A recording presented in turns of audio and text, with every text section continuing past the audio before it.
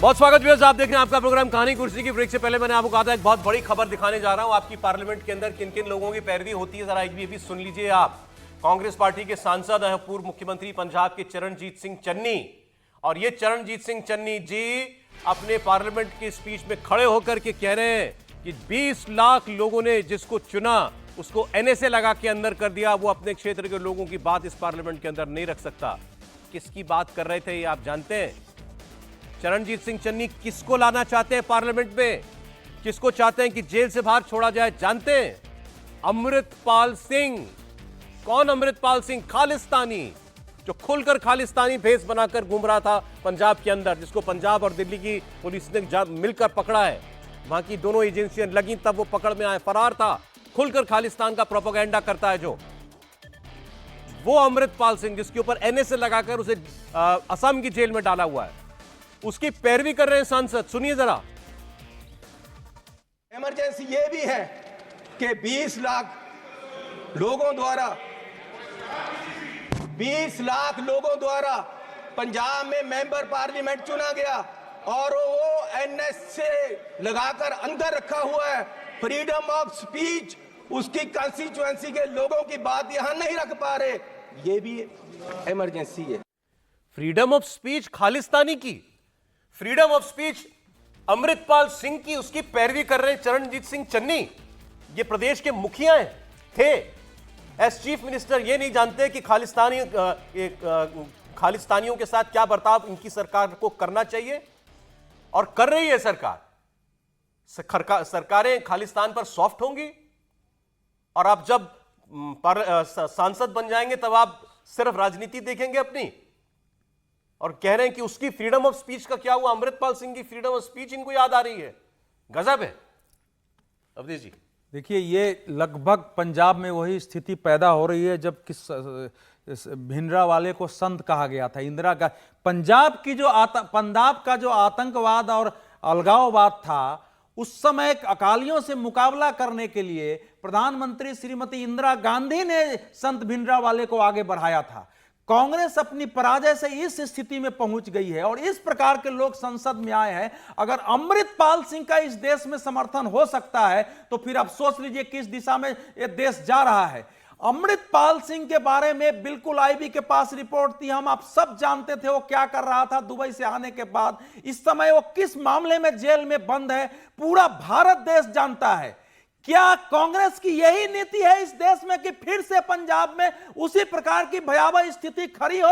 हमारी सरकार आने के लिए आवश्यक है। बेअंत सिंह को मारने वाले की रिहाई की बात कांग्रेस करती है उसके मुख्यमंत्री के लिए। इसलिए मुझे हैरत नहीं हुआ है कि भुल्लड़ की मांग इन लोगों ने की है, लेकिन यह परिस्थिति बहुत भयावह है। इस समय तो संसद में मैं समझता हूं कि संसद में संसद के अध्यक्ष को इस पर संज्ञान लेना चाहिए कि क्या हमारे पार्लियामेंट में देश विरोधी खालिस्तानवादी हिंसा का समर्थन करने वाले, अपने एक्ट से दिखाने वाले व्यक्ति का हमारे संसद में इस प्रकार से समर्थन होगा कि उसको अपनी आवाज रखने की बात नहीं हो रही है कि उसको जेल से लाया जाए और संसद में बैठाया जाए? क्या यह स्थिति पैदा होगी इस देश में? आप सोचिए पंजाब का वातावरण। लेकिन मुझे आश्चर्य नहीं, मैं बता रहा हूं, मैंने जीवन में पहली बार देखा है कि अमृतसर में खालिस्तान के समर्थन में नारे लग रहे हैं खुलेआम, पुलिस उसको सुरक्षा देकर चल रही है।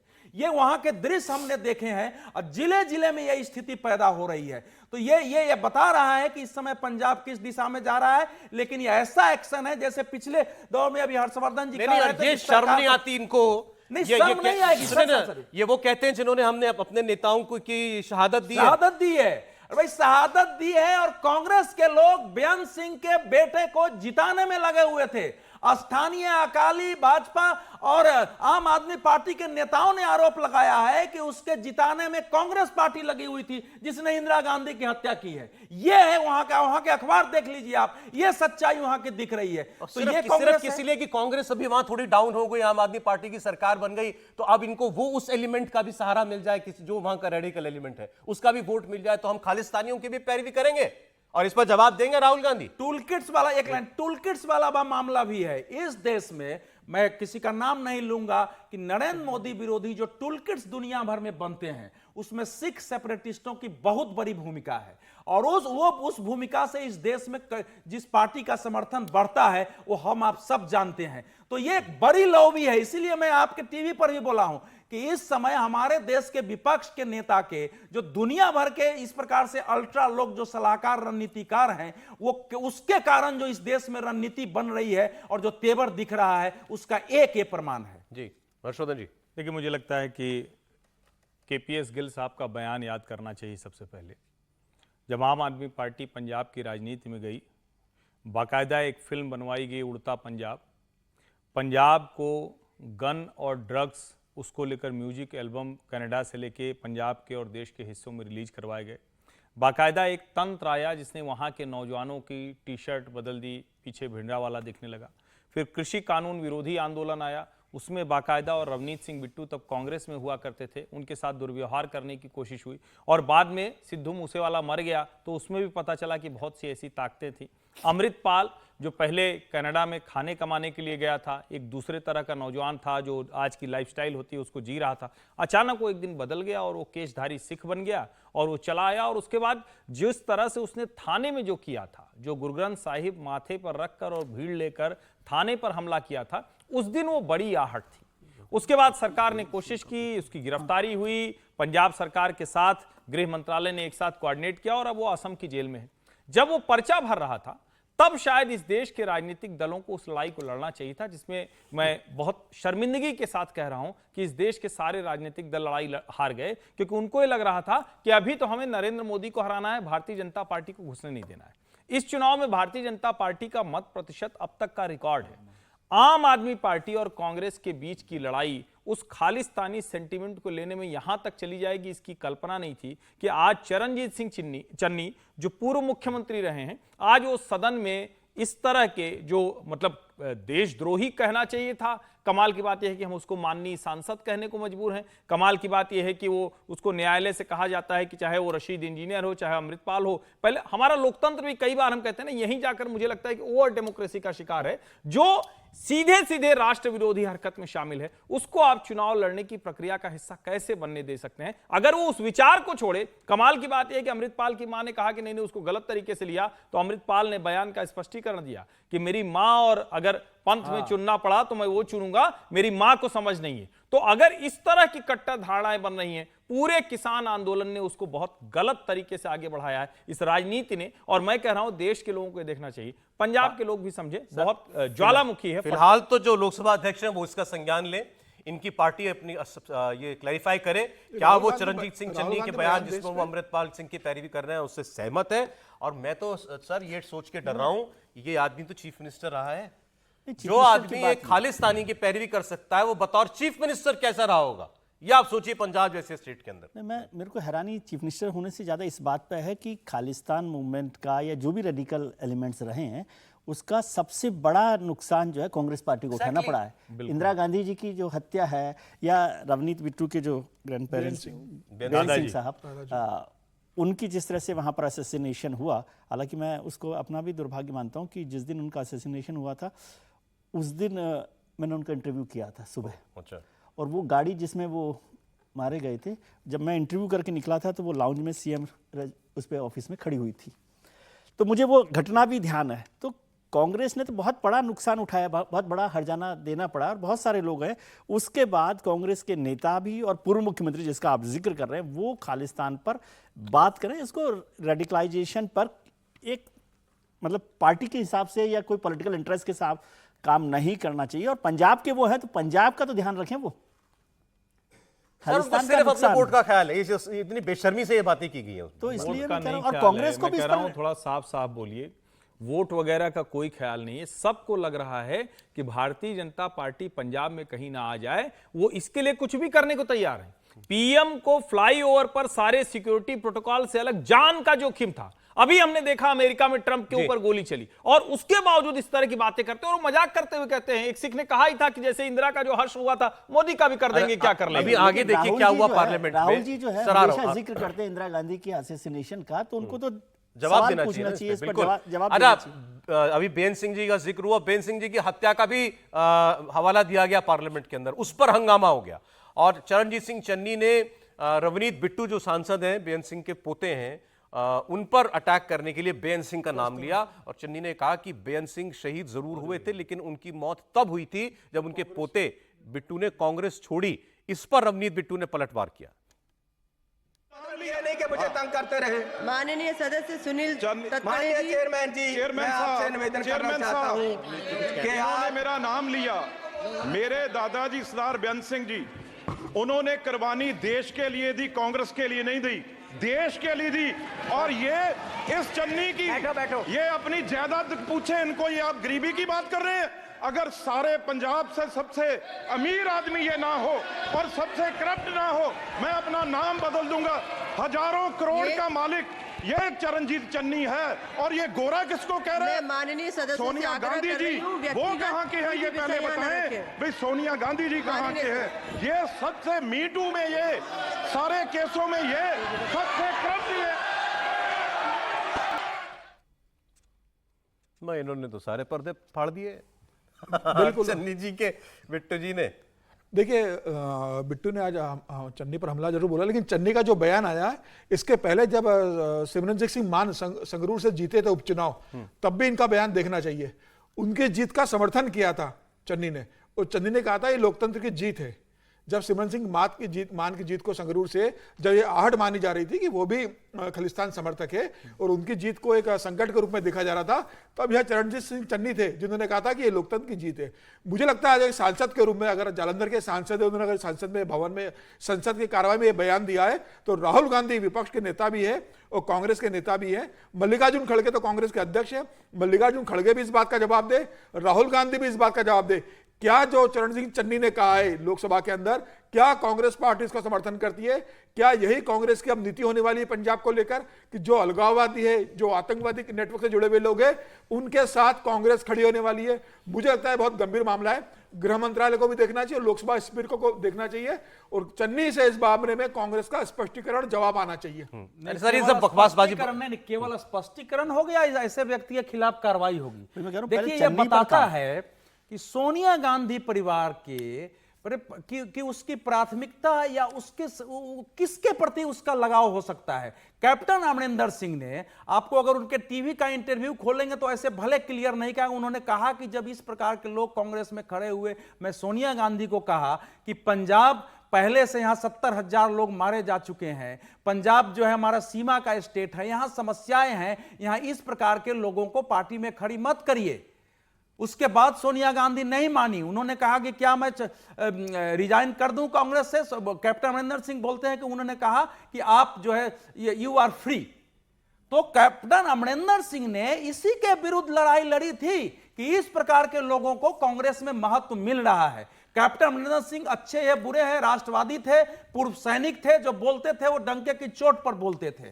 तो इस समय पता चलता है कि इस देश में सोनिया गांधी परिवार को किसको महत्व देता है, अगर चरणजीत सिंह चन्नी को उन्होंने बैठाया होगा, निश्चित रूप से मैं आपको बताता हूं कि आईबी की रिपोर्ट उनके पास निश्चित उनको बताया गया होगा, कैप्टन अमरिंदर सिंह ने बताया होगा, दूसरे लोगों ने बताया होगा, लेकिन इसको स्वीकार नहीं किया होगा क्योंकि पहली बार नहीं बोल रहा है ये आदमी।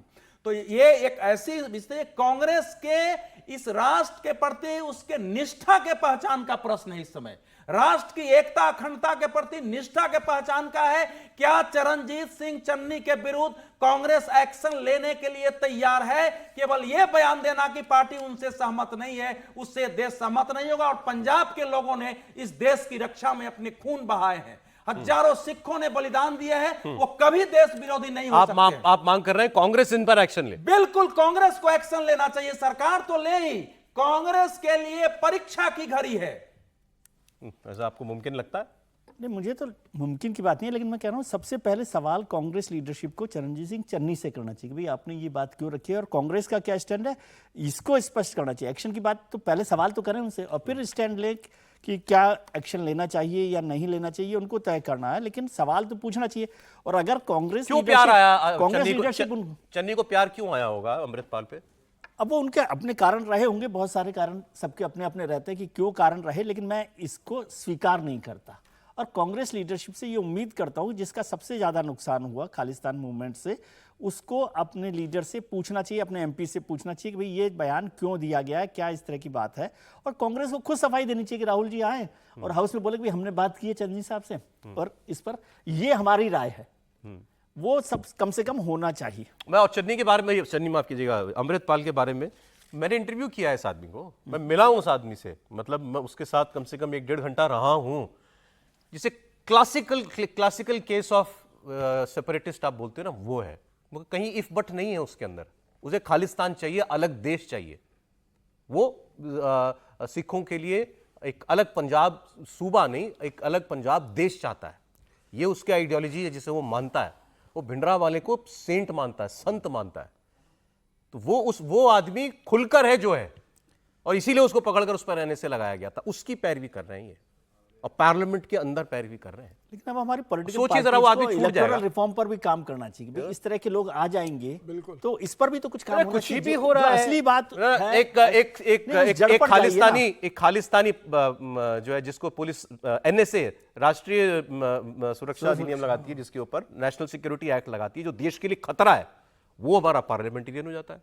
जिसके दादा ने हत्या की प्रधानमंत्री, एक मुख्यमंत्री की पंजाब के, उनका पोता, वो भी उसी सोच का है, वो भी पार्लियामेंटेरियन हो जाता है। एक पार्लियामेंटेरियन आकर क्या कह देता है, जय फिलिस्तीन, और हमारे यहाँ सब कुछ चल रहा है साहब, और फिर ये भी आप पे तोहमत है कि डेमोक्रेसी नहीं है। नहीं, मैं कह रहा हूं कि इसलिए इससे ज्यादा क्या डेमोक्रेसी चाहिए? रिफॉर्म पर थोड़ा सा ज्यादा मिलकर सबको काम करना चाहिए, क्योंकि इसको रोकने का भी तरीका ये होना बहस चाहिए क्यों ना। नहीं शुरू हुई कि ये अब लोग ये जीत तो बहस गए, शुरू- हाँ। इनको इनकी मैं कह रहा हूं, ये बहस शुरू हो ना, हटाए जाए इनको किसी भी तरीके से, नहीं, चाहे आपको जनप्रतिनिधित्व कानून के अंदर बदलाव करना पड़े, मुझे कि लगता है इस टाइप का आदमी नहीं आएगा। मुझे लगता है कि हम लोग देश को सही स्थिति नहीं बता रहे हैं। अगर सचमुच ये किसी को ठीक करना है, क्या हर किसी को लग रहा है कि अगर हमारी सत्ता आ सकती है, कुछ दिन के लिए खालिस्तानी उभर जाएं, कुछ दिन के लिए नक्सली उभर जाएं, कुछ दिन के लिए लिट्टे वाले उभर जाएं, तो कोई दिक्कत नहीं है। अरे भाई, राजीव गांधी की हत्या करने वालों के साथ मिलकर प्रियंका, राहुल, सोनिया जी त्याग और मानवता की प्रतिमूर्ति बन जाते हैं। जो हत्यारे थे उनको बाकायदा गले लगाकर, तो आप दूसरी लड़ाई देश के साथ चल रही है, देश में वो लड़ाई नहीं चल रही। अभी कनाडा में हर साल कम से कम 2 से 3 ऐसे अवसर आते हैं जब इंदिरा गांधी का पुतला बनाकर उनको गोली से मारा जाता है, हर बार। लेकिन जैसे ही अवसर मिलेगा, भारत की सरकार अगर वहां किसी भी तरह से फंसती दिख रही है, तो उसको और ज्यादा, जिसको कहते हैं ना कि आग लगाने का काम करते हैं। कौन सी राजनीति है वो? पंजाब में आम आदमी पार्टी और कांग्रेस की आपसी लड़ाई में खालिस्तानी सेंटीमेंट उभरता रहे। उनको लगता है कि अरे कहीं गलती से भारतीय जनता पार्टी ना जाए, तो एक तरीका है कि खालिस्तानी सेंटीमेंट बढ़ा रहेगा तो भाजपा इस टेरिटरी में आ नहीं पाएगी। क्या इस देश के अलग अलग हिस्सों में नक्सलियों को इस तरह से बचाया नहीं गया? आज ठीक है, आप बहुत से हिस्से आज कम हो गए, क्या आतंकवादियों को इस देश में नहीं बचाया गया? क्या ये कह के कि अरे जम्मू कश्मीर में क्यों नहीं लोकतंत्र करने दे रहे हो? अरे भैया, लोकतंत्र कैसे होगा? रशीद इंजीनियर जीत के आ गया है। आप मूल बात नहीं करना है, और मूल बात यह है कि इस देश में एक बहुत बड़ा वर्ग है जहां देश विरोधी गतिविधियां चलती रहे। और ठीक है, हम कहेंगे तो कोई अचानक कहेगा कि आपको तो हर चीज में अंतरराष्ट्रीय साजिश नजर आती है। जॉर्ज सोरोस कहता है, वही भाषण लगभग उसी तरह का पूरी कैंपेन के विपक्ष का हिस्सा हो जाता है। आप लगातार देखिए, जिस तरह से अलग अलग देश के हिस्सों को भड़काने के लिए वो लंदन, अमेरिका में बैठे लोग हैं, उनके साथ कौन साल में 2 बार मिलकर आते हैं? आप, ये कोई छिपी हुई बात है क्या? और आज हमारे देश की संसद में अगर ये 3 नाम पहुंच गए हैं, न्यायालय कह रहा है कि इनको शपथ दिलाओ। क्यों शपथ दिलाओ भाई? ये नहीं होना चाहिए था कि देशद्रोही गतिविधि करने वाला कोई व्यक्ति तब तक नहीं संसद पहुंच सकता जब तक वो ये स्वीकार न करे कि हम देश की संप्रभुता, सोवरेनिटी जिसकी बात होती है, उस संप्रभुता, एकता, अखंडता का सम्मान करते हैं। अगर वो ये नहीं कर रहा है तो आप यकीन मानिए, हम लोग डिबेट करते रहे, कल को कोई फिर अपने यहां अलगाववादी गतिविधि करेगा, फिर जीत कर आएगा, और ऐसी बात होगी थोड़ी देर के लिए हम लोग उबाल खाएंगे और फिर ठंडे हो जाएंगे। संविधान की कॉपी लेकर दिखाते रहे तो उससे जरूरी है ना कि जो संविधान माने कम से कम उनका साथ। बिल्कुल, बहुत अच्छी बात की, बिल्कुल एक लाइन में आपने समराइज किया। मैं तो चाहूंगा कि वो वीडियो कहीं से मिल जाए जिसमें वो अमृतपाल शपथ ले रहा था सांसद की, एक बार वो भी सामने मिल जाएगा आपको पार्लियामेंट के उसमें। लेकिन कांग्रेस पार्टी को क्या कहना है चन्नी साहब ने जो बोला उस पर? करने का वक्त तो आ गया है ना। ये जरूर साफ करना चाहिए कांग्रेस पार्टी को चरणजीत सिंह चन्नी पर क्या कहना है, क्योंकि जो बात इन्होंने की है वो ऐसे ही बस यहाँ आधे घंटे की बहस करने के बाद भूल जाने लायक नहीं है।